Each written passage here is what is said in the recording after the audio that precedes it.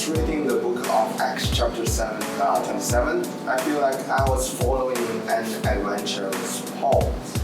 And something really quite amazing here is that when Paul and all his sailors are in the most difficult situation, Paul is the only guy who trusting the plan of God, the promises of God.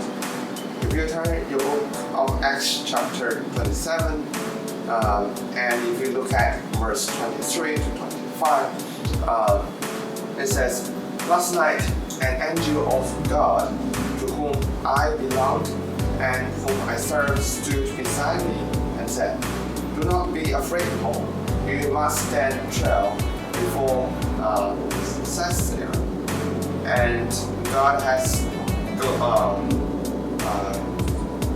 graciously given the lives of all who sail with you. So keep up your courage, man, for I gave faith in God that I will happen just as He hoped."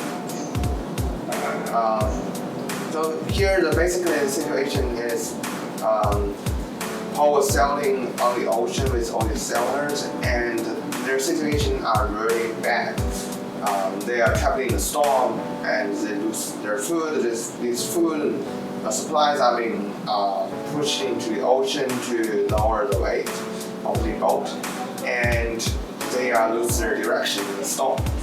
So basically, like 9 in 10, like all these people might die in the ocean. But here, what Paul says here, he is really trusting the plan of God. He said, every single people, God said to me, every single people will survive on this boat. So I trust in Him. So when you're in the most desperate situation, are you trusting the man or are you trusting God? Who will save you from that situation? Well, I got this example actually I want to share is something I just went through.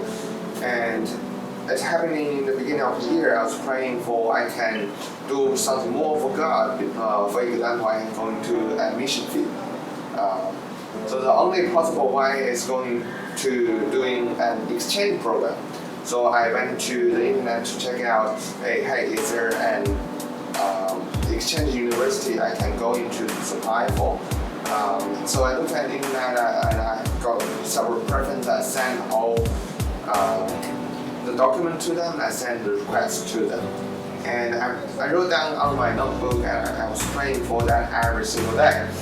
And well, during the middle of the year, I got my results back, and unsurprisingly, all this university reject me, and it's including the preference university I applied to, which is the Hong Kong University. And I just feel the situation is really desperate, and I keep questioning myself, hey, wait, can you really do that? Is God kind of abandoned me to going to doing something great for Him? Is there another plan for me? I'm just really not sure. I'm kind of desperate. I cannot figure out what happened in this situation.